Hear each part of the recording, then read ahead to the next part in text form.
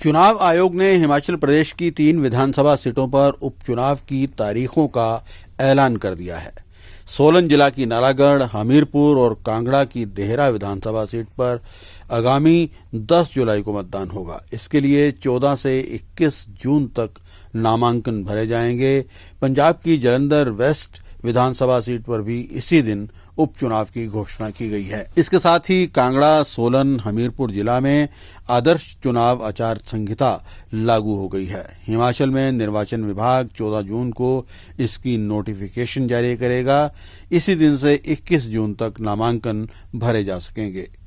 24 जून तक नामांकन पत्रों की छंटनी होगी। 26 जून को नामांकन वापसी होगी। 13 जुलाई को मतगणना होगी।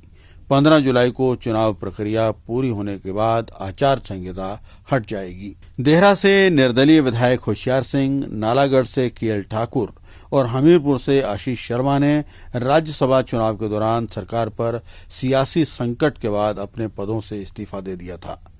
बीते 3 जून को ही स्पीकर ने इनका इस्तीफा स्वीकार कर लिया था। इन्होंने प्रदेश की एक राज्यसभा सीट के लिए हुए चुनाव में बीजेपी के उम्मीदवार हर्ष महाजन को वोट दिया था। इसके बाद तीनों ने 22 मार्च को विधानसभा स्पीकर और सचिव यशपाल के सामने पेश होकर अपने इस्तीफे सौंप दिए थे। तीनों ने भाजपा ज्वाइन कर ली है। तीनों निर्दलीय विधायकों ने इस्तीफा स्वीकार करने के लिए हिमाचल हाईकोर्ट का दरवाजा भी खटखटाया था, मगर हाईकोर्ट की डबल बेंच का अलग अलग व्यू सामने आया।